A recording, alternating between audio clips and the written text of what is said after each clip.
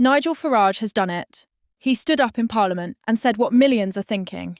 But no one in power dares to say, this government is finished. It's time for a general election, and Reform UK is leading the charge. And make no mistake, the numbers back him up. For the first time in history, every single major poll in the country shows Reform UK in the lead. And not just by a whisper, Reform is now 8 points ahead of Labour.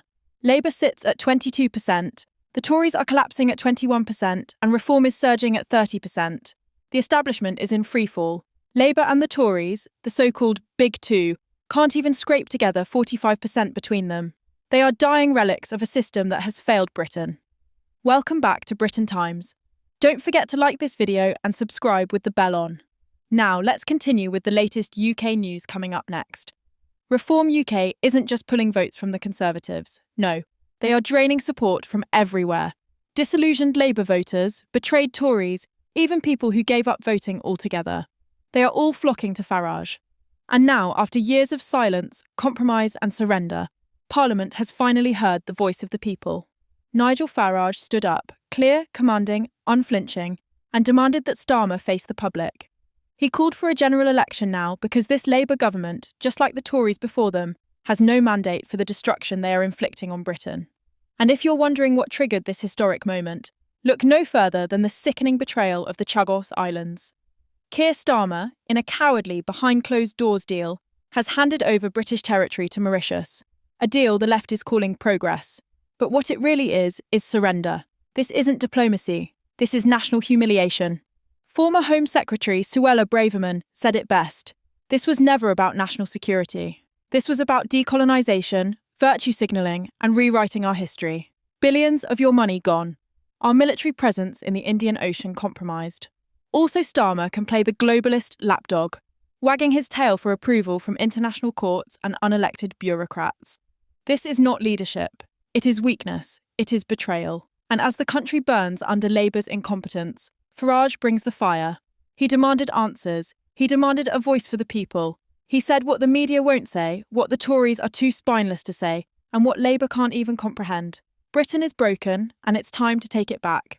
Let's be absolutely clear, the Reform vote is not just about politics. It's about revolution.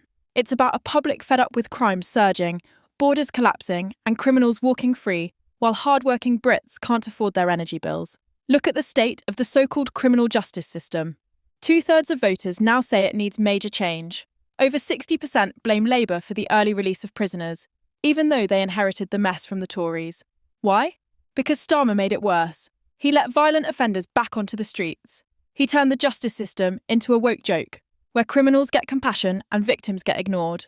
And don't even get started on the economy. Winter fuel payments slashed, energy bills soaring, the public screaming for relief, and Labour delivers more lectures, more taxes, more excuses. But now they've gone too far. This Chagos surrender is the last straw. Starmer signed it away with a smug grin and a shrug, while his globalist pals in Mauritius and Brussels cheered. While he clutched at legal jargon, real patriots wept. Simon Clarke, a former Tory minister, called it our most humiliating day as a nation since Suez. But Farage is calling it something else.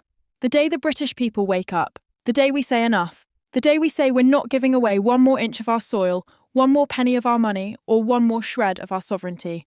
Not without a fight. And the polls prove it. 20% of Reform's new voters used to vote Labour. Another 20% are disillusioned Tories. And a massive chunk are people who didn't even vote last time.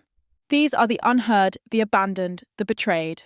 And now they have a voice, a party, a movement. Farage is not just leading a political campaign, he's leading a rebellion.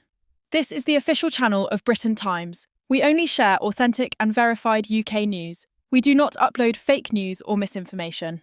Thank you for trusting Britain Times. Like, subscribe, and turn on the bell for daily updates. Stay connected for reliable UK news and updates.